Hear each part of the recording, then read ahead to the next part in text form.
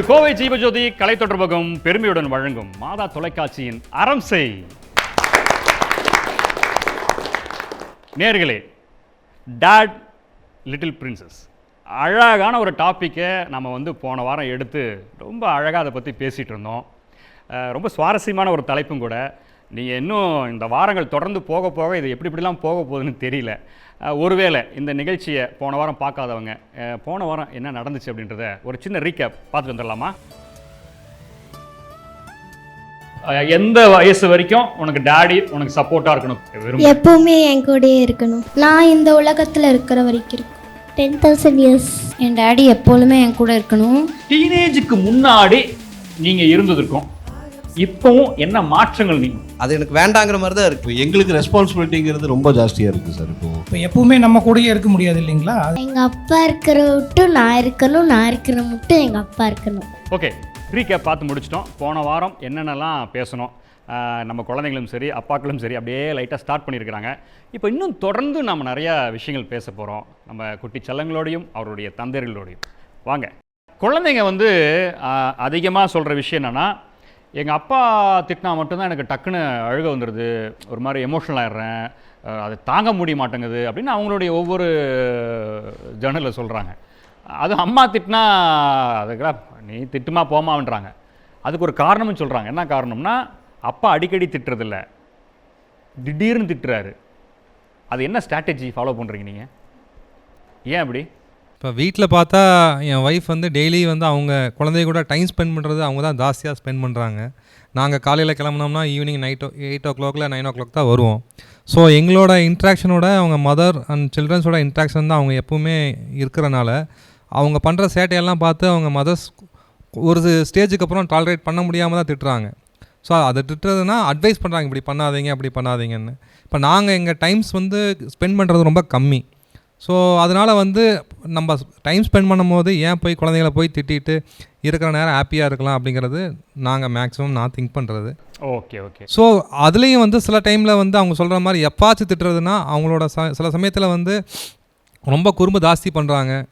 So அதை நம்ம சரி ஓகே கரெக்ட் பண்ணணும், இது ஸ்டாப் பண்ணணும் அப்படிங்கிற சமயத்தில் தான் நாங்கள் திட்டுறோம்.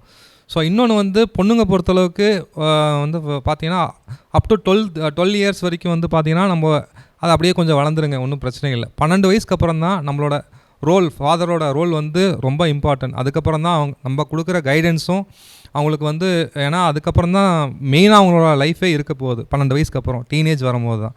ஸோ நம்மளோட கேரும் ஜாஸ்தி இருக்கணும், நம்மளோட கைடன்ஸ் ஜாஸ்தி இருக்கணும். ஸோ என் பாப்பாவுக்கு ஆல்மோஸ்ட் இப்போது 11.5 இயர்ஸ் ஆகுது. இன்னொரு 6 months பார்த்தீங்கன்னா அவங்களுக்கு 12 இயர்ஸ் கம்ப்ளீட் பண்ணிடுவாங்க. ஸோ இதுக்கப்புறம் தான் என்னோடய ஃபோக்கஸ் அவங்க மேலே ரொம்ப ஜாஸ்தி இருக்கணும்னு நான் நினைக்கிறேன். ஏன்னா அவங்க ஏன்னா எது நல்லது கெட்டது, எப்படி பெரியவங்க கூட எப்படி பேசணும், அவங்க ஸ்கூலில் போனால் அவங்க கூட இருக்கிற ஃப்ரெண்ட்ஸ் கூட எப்படி அவங்க நடந்துக்கணும், ஸோ லைஃப்பை எப்படி பெட்டராக இருக்கிறது, இதுதான் அவங்க லேர்னிங் டைமு. இது உங்களுடைய எதிர்பார்ப்பு. அதாவது 12 வயசுக்கு அப்புறமா உங்களோட பிள்ளையினுடைய இது என்ன சொல்கிறது, ஒரு ஆக்டிவிட்டியில் செயல்பாடில் இதெல்லாம் இருக்கணும் நீங்கள் இருக்கணும் நான் எதிர்பார்க்குறேன். யாராவது ஸோ நான் இப்போவே பார்த்தீங்கன்னா இங்கே கடைக்கு கூட்டிகிட்டு போனாலும் சரி, சூப்பர் மார்க்கெட் கூட்டிகிட்டு போனாலும் சரி, நான் போகும்போது என்னோட 2 குழந்தைங்களுமே கூட்டிகிட்டு போவேன், சின்னதுலேருந்துமே கூட்டிகிட்டு போவேன். ஸோ ஸ்போர்ட்ஸில் எதாக இருந்தாலும் ஓகே நீங்கள் விளாடுங்கன்னு சொல்லுவேன். அவன் கராத்தே கிளாஸ் போயிட்டுருக்கா, இப்போ ஒரு லாஸ்ட் 1 month போகல. ஸோ அவள் பரதநாட்டியம் போயிட்டுருக்கா, அவளோட பெஸ்ட் இதை பண்ணிகிட்ருக்கா. ஸோ ஸ்போர்ட்ஸ் இது எஜுகேஷன் இல்லாமல் எக்ஸ்ட்ரா கரிக்குலரும் சில்ட்ரன்ஸ் கண்டிப்பாக சைன் பண்ணணும். ஸோ அப்போ தான் அவங்களுக்கு அவங்க ஃபஸ்ட்டு வராங்க செகண்ட் வராங்கிறது முக்கியம் கிடையாது. ஸோ அவங்களுக்கு பார்த்தீங்கன்னா அவங்களோட பாடி ஸ்டெமினா இன்க்ரீஸ் ஆகும். Okay okay okay. என்னென்னா 12 வயசுக்கு அப்புறமா அது வரைக்கும் நீங்கள் ஒரு மாதிரி அப்படியே குழந்தைன்னு வச்சுட்டு இருக்கீங்க. அதுக்கப்புறமா எக்ஸ்ப்ளோர் பண்ணணும்னு நீங்கள் ஆசைப்பட்றீங்க இல்லைங்களா? என்ன அதுக்கு வளர்ச்சி. அப்போ உங்களுடைய பார்ட்டிசிபேஷன், உங்களுடைய உடனிருத்தல் எப்படி இருக்கும்? கூட இருப்பீங்களா, இல்லை எப்படி இல்லை நீயே போ அப்படின்ற மாதிரி விடுவீங்களா? இப்போ பார்த்தீங்கன்னா 12 to அந்த டீனேஜில் நான் கண்டிப்பாக அவங்களுக்கு நான் அசிஸ்ட் பண்ணுவேன். என்னென்ன அவங்க காலேஜ் போனாலும் ஸ்கூல் போகிற டைமில் அவங்களுக்கு கூட்டிகிட்டு போய் விடுறது, ஸோ எது நல்லது கெட்டது எல்லாமே அவங்க கூட இருந்து எல்லாமே நான் சொல்லி கொடுக்குறதுக்கு நான் விருப்பப்படுறேன். ஒரு ஏஜ் அவங்களுக்கு ஒரு 18 இயர்ஸ் கம்ப்ளீட் பண்ணும்போது அவங்க என்னோட எதுவும் அசிஸ்டன்ஸ் இல்லாமல் அவங்களே அவங்களோட லைஃப்பை லீட் பண்ணிக்கணும். ஸோ அதுதான் என்னோட எதிர்பார்ப்பு. ஸோ இண்டிபெண்ட்டாக நான் விட்டுருவேன். ஸோ அப்போ தான் ஏன்னா அதுக்கு எல்லா டைமும் அவங்க கூட நம்ம போய் இருக்கிறது சாத்தியமே கிடையாது. இன்றைக்கி என் குழந்தை இங்கே இருப்பா, நாளைக்கு வந்து நல்லா படிக்கிறா, ஃபாரினில் போய் ஸ்டடீஸ் பண்ணாலும் okay, I am willing to send my daughter. அவகிட்ட நீங்கள் மைக் அதை வாங்குங்க. டாடி இப்படி சொல்கிறாரு, என்ன வாட் இஸ் ஒரு ஐடியா, இப்படிலாம் சொல்கிறாரு, இஸ் இட் ஓகே, சரியா ஃபாலோ பண்ணல? டேடியோட விருப்பம் எதுவோ அது ஓகே. அவங்க அப்பா என்ன சொல்கிறாரோ அதை அப்படியே செஞ்சிருவேன். அவர் சொல்கிறாரு பற்றியா, ஆஃப்டர் 13க்கு அப்புறம் நீ கொஞ்சம் கொஞ்சமாக தனியாக நீ அதாவது இண்டிபெண்ட்டாக கொஞ்சம் இருக்கணும், ரொம்பவும் அப்படியே இருக்கக்கூடாது அப்படின்னு சொல்கிறாருல்ல. நீ இன்னும் கடைசி வரைக்கும் என் கூட இருக்கணும், அவர் என் கூடயே. அதாவது அவர் ஹெல்ப்பு கிடையாது, என் கூட டைம் ஸ்பெண்ட் பண்ணுறதுக்காக அது சொன்னேன். ஓ, நான் சொல்லும் போது அப்பா எனக்கு இப்போ டைம் கரெக்டாக இருக்குது, வரீங்களா, நம்ம டைம் ஸ்பெண்ட் பண்ணலாம், மற்ற நேரத்தில் வரக்கூடாது அப்படியா? அப்படி கிடையாது. சரி, ஓகே, குட். வேறு ஏதாவது தந்தையர்கள் கொடுங்க பார்க்கலாம், அவர்கிட்ட கொடுங்க. சார் ஆக்சுவலி வந்து ஃபாதரோட பார்த்திங்கன்னா மதர் தான் வந்து அவங்கள நம்ம ப்ரொடெக்ட் பண்ணுறது மதர் தான். ஸோ அவங்களோட பாயிண்ட் ஆஃப் வியூவில் வந்து ரொம்ப நேரம் அவங்க ஸ்பெண்ட் பண்ணுறனால என்னமோ தெரியல, அவங்களுக்கு வந்து அவங்க பார்க்குற விதம் அந்த மாதிரி இருக்கும். பட் ஆனால் வந்து அவங்க தான் சேஃப். நம்மளை விட பார்த்திங்கன்னா ஃபாதரை விட மதர் தான் வந்து பொண்ணுங்களுக்கு ரொம்ப சேஃப். சார் இன்றைக்கி அவங்களோட ஸ்டேஜ் பார்த்திங்கன்னா அப்கிரேடாக தான் போயிட்டுருக்கு. அவங்களோட லைஃப் ஸ்டைல் வந்து நிறைய டெவலப்மெண்ட்ஸ் தான் இருக்குது. ஸோ அது வந்து மெரிட்ஸ் நிறைய இருக்குது, at the same time demerits இருக்குது. ஸோ இஃப் யூ ஏதாவது தெரியல அப்படின்னா பேரண்ட்ஸோட கைடோட நீங்கள் நெக்ஸ்ட் லெவல் போனீங்கன்னா அது உங்களுக்கும் சேஃபு. உங்களுடைய ரோல் என்ன? என்னோடய ரோல் அவளோட சப்போர்ட்டில், அவளோட லைஃப் ஸ்டைலில் நான் ஆசைப்படுறாளோ இல்லையோ நான் அது நிற்பேன். எத்தனை வருஷம் உங்களோட நீங்கள் கூடவே இருக்கணும்னு சொன்னாங்க பாப்பா? சார் அவங்க அதான் அவங்களோட நெக்ஸ்ட் லெவல் போகிற வரைக்கும். பட் அவங்களுக்கு தெரியும் இப்போ அவங்க சில்ட்ரன், அவங்க வந்து அந்த டாபிக் இப்போ அவங்களோட தாட் அந்த மைண்ட் செட் இப்போ இருக்கும். ஸோ அவங்களுக்கு தெரியாது நம்ம என்ன நம்மளோட ரோல் நமக்கு தெரியும். I am clear. ஸோ அவங்களோட end of the happy moments வரைக்கும் நான் இருக்கணும்னு ஐ ஃபீல். ஒய் பிகாஸ்னால் அவங்களுக்கு அது தெரியாது, பெருசானாலும் அவங்களுக்கு ஒரு அடுத்த லெவல் போனாலும் அவங்க கூட நான் ஸ்பெண்ட் பண்ணணுங்கிறது அது ஐ am clear. Okay sir, super. வேறு சொல்லுங்கள் சார். ஆக்சுவலாக அந்த திட்டுறதுலேருந்தே வந்துடுறேன். அது என்ன டிஃப்ரென்ஸ்னா, இப்போ அவங்க வந்து இப்போது வீட்டில் திட்டுறாங்கன்னா அவங்க வந்து ஒரு கண்டிஷன் பேஸ் பண்ணி அவங்க பார்த்துக்குவாங்க. இப்போது அவங்க சைக்கிள் ஓட்டுறாங்கன்னா இப்படி பார்த்து ஓட்டணும் அப்படின்னு சொல்லுவாங்க. நம்ம வந்து லவ்வே ஃபுல்லாக கொடுக்குறோம். நீ என் மக, நான் உன்னை லவ் பண்ணுறேன், அவ்வளோதான். நம்ம எந்த கண்டிஷன்ஸ் செஞ்சாலும் பரவாயில்ல, நான் உன் கூட இருக்கிறேன். ஓகே, நம்ம வந்து நம்மளோட லவ் வந்து எந்த கண்டிஷனுமே இல்லாமல், எந்த வித ரெஸ்ட்ரிக்ஷனுமே இல்லாமல் அவங்களுக்கு அது போகிறனால தான் அது இல்லாதப்போ அவங்களுக்கு பெயின் ஆகுறாங்க. அவங்க நம்ம திட்டுறப்போ அவங்க ஏன் அஃபெண்ட் ஆகுறாங்கன்னா, நம்ம அவங்க என்ன பண்ணாலும் நம்ம அவங்கள ரெஸ்ட்ரிக்ட் பண்ணுறதில்ல. அப்போ ஏதோ ஒரு விதத்தில் ரெஸ்ட்ரிக்ட் ஆகும்போது தான் அவங்க இது பண்ணுறாங்க. ஆனால் வீட்டில் திட்டும்போது அந்த ஒழுக்கம் இருக்குது, எங்ககிட்ட அது இல்லை. நான் எப்படி சொல்கிறேன்னா, நாங்கள் அதெல்லாம் பார்க்குறதில்ல. நாங்கள் அவங்கள மட்டுமே தான் பார்க்குறோம், எங்கள் மகளாக மட்டும்தான் பார்க்குறோம்.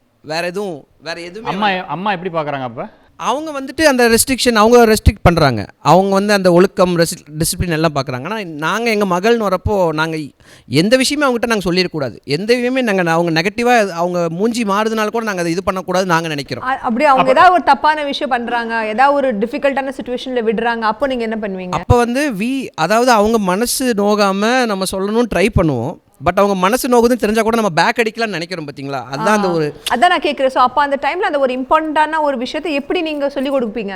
ஒரு குழந்தைக்கே அது ஒரு தப்பு, ஒரு விஷயத்தை நம்ம சொல்லிக் கொடுக்க போகிறோம். அப்போ you don't want to give a restriction.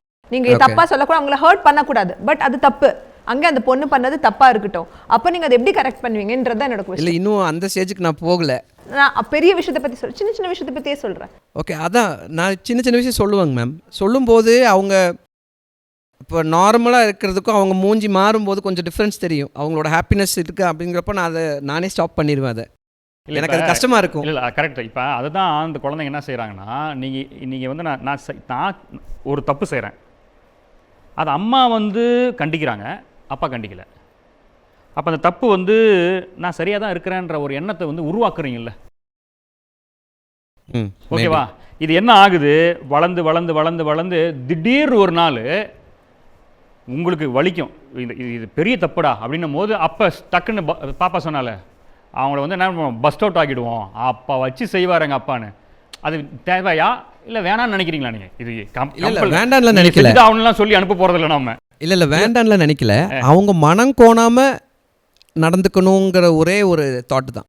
Sir இதில் ஒரு விஷயம் நான் சொல்ல விரும்பல. இது சம்திங் கால் பாசிட்டிவ் பேரண்டிங். குழந்தையோட வளர்ப்பில் நம்ம பாசிட்டிவாக கொண்டு போகிறோம். இதில் நம்ம கத்தி இது பண்ணணும்னு அவசியமும் இல்லை, நம்ம அதுக்குன்னு ரொம்ப கொஞ்சி நீ கரெக்டுன்னு சொல்லணும்னு அவசியமும் இல்லை.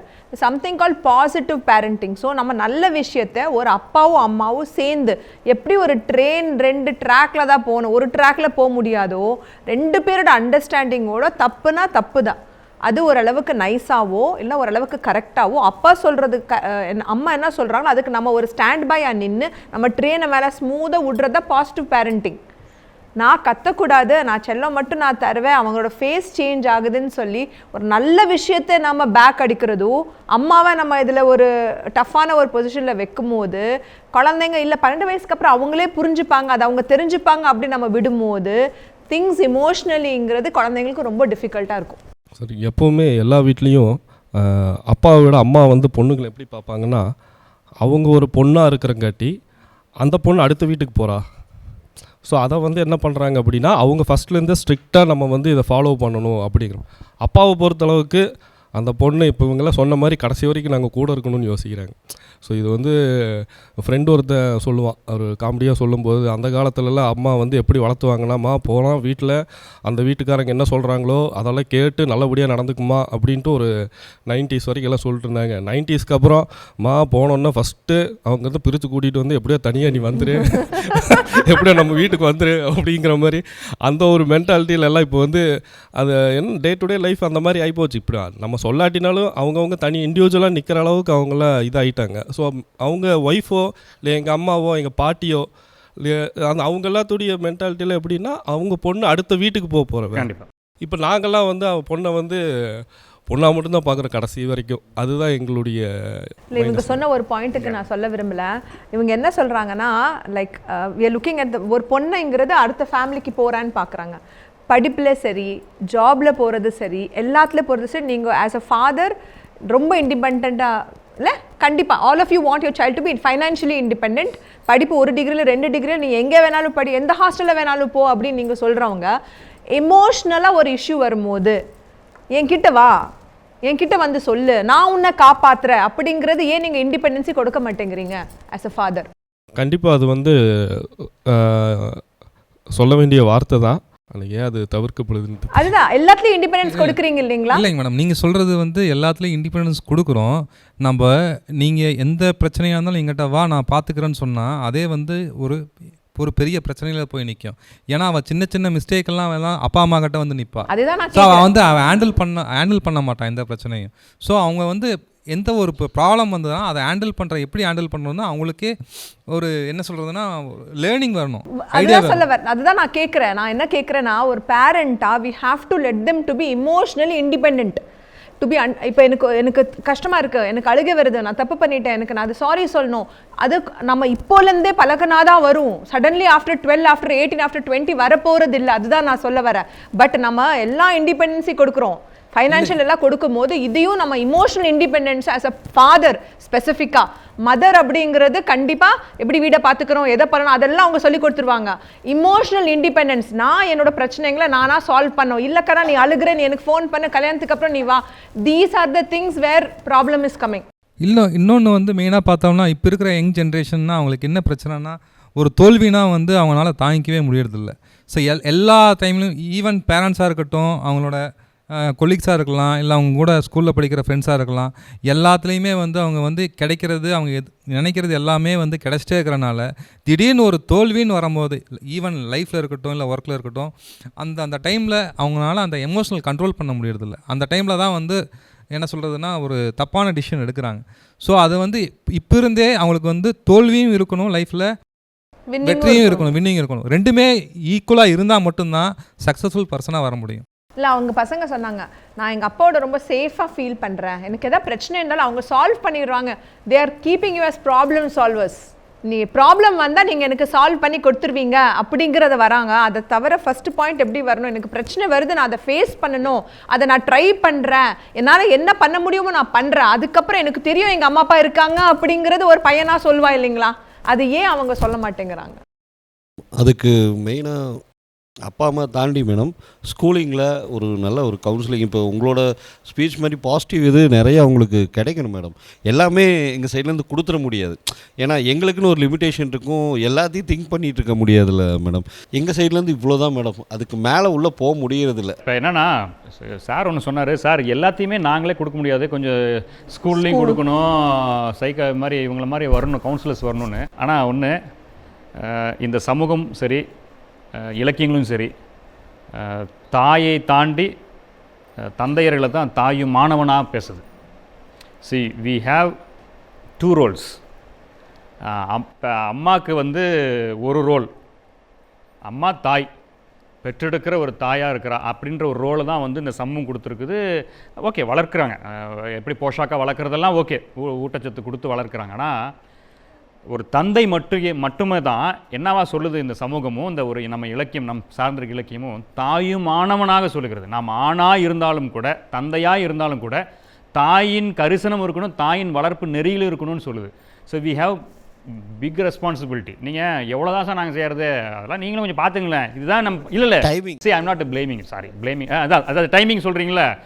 இப்போ அதான் சார் சொன்னார், நாங்கள் வர்றதே லேட்டாக வரோம், அந்த நேரத்தில் போய் இந்த குழந்தைகிட்ட கொஞ்சம் முறைச்சிட்டு இருந்தோம்னா அது ஒரு மாதிரி டிஸ்டர்ப் ஆகிடும். Yes, good, that is good. ஆனால் அங்கே தான் நம்ம ரோலே இருக்குது இல்லை, அங்கே தான். ஆனால் அழகாக ஒன்று சொன்னார், நான் வந்து ஓகே நான் விடுற மாதிரி விடுவேன், பட் இருந்தாலும் சில இடங்களில் எல்லாமே இப்படி தான் இருக்கணும், அப்படி தான் இருக்கணும், அம்மா சொல்கிறத கொஞ்சம் கேட்டுக்கும் அப்படின்ற, அங்கே தான் அவர் தாயும் மாணவனாய் மாறுகிறார்.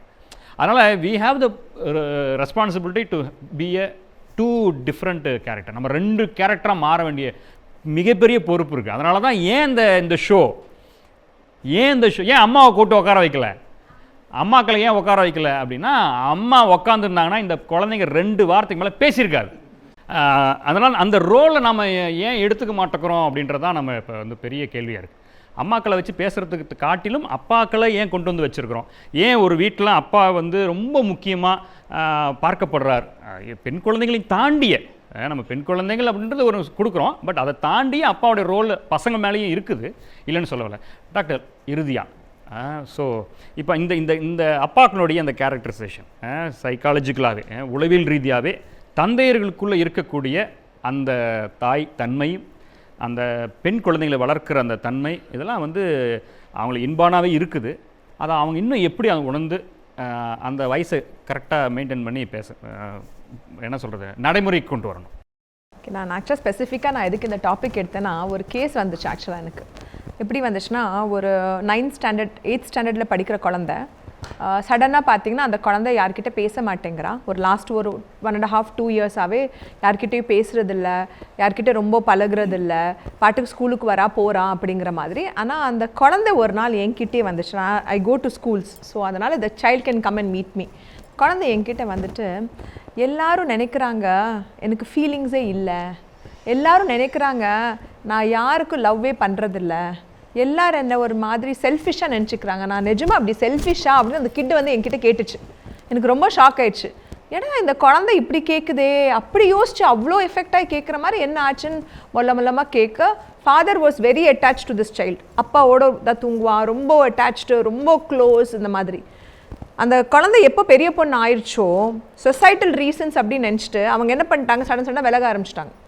ஓகே, ஃபிசிக்கலாக ரொம்ப பக்கத்தில் படுக்க விடலை, ரொம்ப ஹக் பண்ணுறதில்ல, எல்லாமே ஒரு மாதிரி. ஆனால் இது அவங்க கிட்டுக்கு எக்ஸ்பிளைனும் பண்ணல, கிட்டுக்கு அது சொல்லவும் இல்லை, கிட்டுக்கு அது எக்ஸ்பிளைனும் பண்ணல. ஆனால் அவங்க நினச்சிட்டாங்க அவளுக்கு புரிஞ்சிருக்கும்.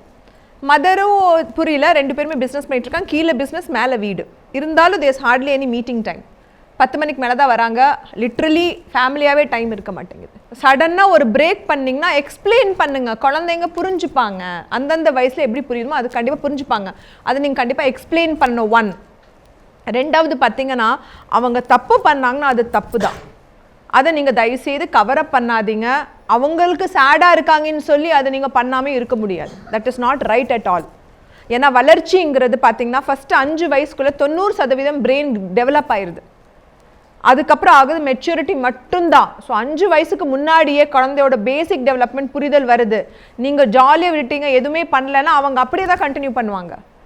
12 வயசுக்கு அப்புறம் நீங்கள் சடனாக புது ஹேபிட்டை கொண்டாட முடியாது. So you should definitely start as early. முக்கியமான விஷயம் அப்படிங்கிறது ரூல்ஸ், ரெகுலேஷன்ஸ், டிசிப்ளின், இந்த மாதிரி விஷயத்தில் 2 பேருமே ஒரே மாதிரி தான் இருக்கணும். அதுக்குன்னு 2 பேருமே கற்றணும்னு சொல்ல வரல. பட் சில விஷயங்கிறது நீங்கள் ஒன்றா இருங்க. டைம் எல்லாருமே சொன்னாங்க எனக்கு ரொம்ப கம்மி டைம், நாங்கள் ஒர்க் பண்ணுறோம், I understand. It something call quality of time. நீங்கள் ஒரு நாளைக்கு 20 நிமிஷம் உங்கள் குழந்தையோட ஜாலியாக நீங்கள் ஸ்பெண்ட் பண்ணால் கூட more than sufficient if you are not having time. ஆனால் பாக்கி டைம் நீங்கள் ரூல்ஸ் அண்ட் ரெகுலேஷன்ஸுக்கும் டைம் ஸ்பெண்ட் பண்ணலாம். இதுக்காக நீங்கள் அதை காம்பன்சேட் பண்ணணும்னு அவசியமே இல்லை. Last is emotional coaching. Emotions நான் எப்படி வெளிப்படுத்தணும், எனக்கு கோவமாக இருக்குது, எனக்கு சேடாக இருக்குது, அது வெளிப்படுத்துறதுக்கு அவங்க கற்றுக்கணும். அப்படி வந்து உங்ககிட்ட சொல்லும்போது நீங்கள் அவைலபிளாக இருக்கணும் அதை எடுக்கிறதுக்கு. அவங்க வந்து எதாவது தப்பு, யாரோ ஒரு பொண்ணு சொன்னான் எங்கள் அப்பா இதுக்கு பிடிக்கணும், ஏன்னா யாராவது என்னை புலி பண்ணாங்கன்னா எங்கள் அப்பா போய் அந்த பொண்ணுக்கிட்ட போய் கேட்குறான். நோ, நம்ம பொண்ணை தான் ஸ்ட்ராங் பண்ணால் அவள் போய் அங்கே கேட்கணும், நம்ம போய் அங்கே போய் கேட்கக்கூடாது. So these are aspects. நம்ம சைல்டை ப்ரொடெக்ட் பண்ணுறோன்னு சொல்லி நீங்கள் ஷெல்லை வச்சுட்டு சடனாக நீங்கள் பிரேக் ஓப்பன் பண்ணிங்கன்னா குழந்தை இமோஷ்னலாக ஹேண்டில் பண்ண கஷ்டப்படுங்க. லைஃப்பில் பார்த்தீங்கன்னா நிறைய வருஷம், மோர் தென் அவங்க 20 வருஷம் ஒரு 25 வருஷம் உங்களோட இருந்தாங்கன்னா அதோட டபுள் மடங்கு they will be living alone with somebody else. அதனால் அதுக்கு நம்ம மென்டலி அவங்களையும் ப்ரிப்பேர் பண்ணணும். மிக சிறப்பான முறையில் டேட் லிட்டில் பிரின்சஸ் அப்படின்ற இந்த டாப்பிக்கில் கடந்த வாரங்களில் ரொம்ப ஆழமாக, உணர்வுபூர்வமாக, யதார்த்தமாக மனசுக்குள்ளே பட்டதை குழந்தைகளும் பேசுனாங்க. என் குழந்தைங்க, என் மக அவ்வளோதாங்க, அதை தாண்டி வேறு ஒன்றுமே இல்லை அப்படின்னு சொல்லி தந்தையர்கள் பக்கமும் நிறைய பேசுனாங்க.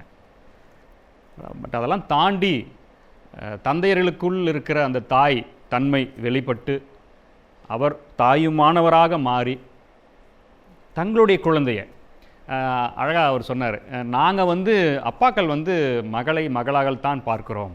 அது எப்போ அவங்க என்ன வயசு எந்த இடத்துக்கு போனாலும். ஆனால் தாய் வந்து அப்படி இல்லைட, அவங்க வந்து யோசிக்கிறாங்க அந்த குழந்தை அடுத்த இடம் போனால் அப்படின்னு. உண்மையிலேயே அதுதான் இப்போ நம்ம புரிஞ்சிக்க வேண்டிய ஒரு விஷயமா இருக்குது. ஆனால் அன்பான நேயர்களே, மாதா தொலைக்காட்சியின் நம்ம அறம் செய் நிகழ்ச்சியில் இது வந்து நீ செஞ்ச தப்பு அப்படின்றதுக்காக இந்த நிகழ்ச்சி கிடையாது. நாம் என்னென்னா செஞ்சிட்டு இருக்கிறோம், அதை எப்படிலாம் மாற்றிக்கலாம். இதுவரை என்னுடைய பயணம் இப்படிப்பட்ட பயணமாக இருந்தது. இந்த நிகழ்ச்சிக்கு அப்புறமா ஒரு புரிதலோடு நான் எப்படி மாறணும், என் குழந்தைகளை எப்படி மாற்றணும், என்னுடைய ரோல் என்ன, நான் என்னவா இருக்கணும், என்னென்னலாம் அடுத்த நிலையில் என் குழந்தைங்களுக்கு நான் வந்து கொண்டு போய் சேர்த்தணும். அது அவருடைய உடல் வளர்ச்சியாக இருக்கலாம், அது அல்லது மன வளர்ச்சியாக இருக்கலாம், பொருளாதார இல்லை சூழ்நிலை எதுவாக இருந்தாலும் சரி, அதுக்கு நான் என்னென்னலாம் செய்யலாம் அப்படின்றத ஒவ்வொரு தலைப்பின் வழியாக சொல்லிக் கொடுப்பது தான் அறம் செய்யினுடைய நோக்கம். அந்த வகையில் கடந்த வாரங்களில் நாங்கள் பேச ஆரம்பித்த இந்த டேட் லிட்டில் பிரின்சஸ், இந்த குட்டி செல்லங்கள், உங்கள் வீட்லேயும் இந்த மாதிரி செல்லக்குட்டிங்க நிறைய பேர் இருப்பாங்க, கொஞ்சம் வளர்ந்த செல்லங்களும் இருப்பாங்க. அவங்க எல்லாத்தையுமே வந்து இப்போ தந்தையர்களுக்கெல்லாம் பெரிய யோசனை, இப்போ நான் என்ன செய்யட்டும், நான் இப்போ என்னவா இருக்கட்டும் நான் அப்படின்னு யோசனை இருக்கும். ஒன்றும் வேண்டாம், பொறுப்புள்ள தந்தையர்களாக சார் சொன்ன மாதிரி டாக்டர் கடைசியாக அது ஒரு விஷயம் சொன்னாங்க இல்லைங்களா, எஸ், குவாலிட்டி டைம் கொடுங்க, உங்கள் குழந்தைங்களோட செலவிடுங்க. உண்மைதான், சரி, நிறைய வீடுகளில் அம்மா கொஞ்சம் அந்த லீட் ரோல் எடுப்பாங்க, கொஞ்சம் கடுமையாக இருக்குது. இது அப்படியே கொஞ்சம் உல்ட்டாவாக மாறும். பசங்க இருக்கிற வீட்டில் பார்த்தீங்கன்னா அப்பா கடுமையாக இருப்பார், அம்மா அவனை திட்டாதீங்க, ஆணி போனால் ஆணி வந்தால் நல்லா இருப்பான் அப்படின்னு ஏதோ ஒரு காரணம் சொல்லி அரவணைப்பாங்க. இது எல்லா வீட்டிலும் நடக்கிறது தான். அப்போ என்ன செய்யணும் அப்படின்னா, எங்கே உங்கள் ரோலில் எங்கே அந்த இடத்துல கண்டிப்பு அதை வந்து அப்படி லாகும். அப்போ நீங்கள் சொன்னால் கேட்குறாங்க அப்படின்னா அந்த இடத்துல நீங்கள் அந்த நல்ல விஷயங்களை அங்கிருந்தே சொல்ல ஆரம்பிச்சிருங்க. போட்டும் சார், ஒரு 12 வருஷம் வரைக்கும் நான் ஜாலியாக இருந்துட்டு போகிறேன், அந்த பிள்ளைங்க ஏன் சார் நீங்கள் இப்போயே கபான்னு பயத்தை ஏற்படுத்துறீங்க. இல்லை, இந்த வயசுலேருந்தே நீங்கள் ஸ்டார்ட் பண்ணிங்கன்னா தான் அது அடுத்தடுத்த வளர்ச்சி நிலையில் அது வந்து சரியாக போய் சேரும் அப்படின்னு சொல்லி உளவியல் ரீதியாக டாக்டர் வந்து அழகாக அந்த விஷயத்த சொன்னாங்க. நேயர்களே, நிச்சயமாக இந்த அளவில் இந்த நிகழ்ச்சியினுடைய இந்த முழுமையான அந்த எபிசோட்ஸ்லாம் பார்த்து இருந்தீங்கன்னா நிச்சயமாக உங்களுக்கு தந்தைகளோட ரோல் என்ன அப்படின்றத ஓரளவுக்கு நீங்கள் புரிஞ்சிருப்பீங்க. இது எல்லாமே இன்றைக்கே எல்லாம் கற்றுக்கிட்டு நாளைக்கே எல்லாம் பெரிய பிஹெச்டி படிச்சுட்டு போகிறது கிடையாது. எல்லாமே பை ஆக்ஷன் தான். எல்லாருமே நாளுக்கு நாள் நம்ம வந்து செயல்படுறது தான்.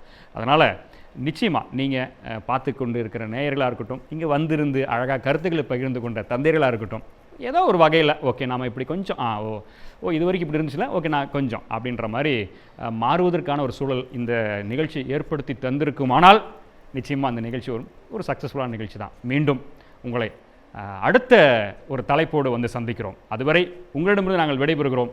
இது கோவை ஜீவஜோதி கலை தொடர்பகம் பெருமையுடன் வழங்கும் மாதா தொலைக்காட்சியின் அறம் செய். மீண்டும் அடுத்த வாரம் சந்திப்போம். நன்றி, வணக்கம்.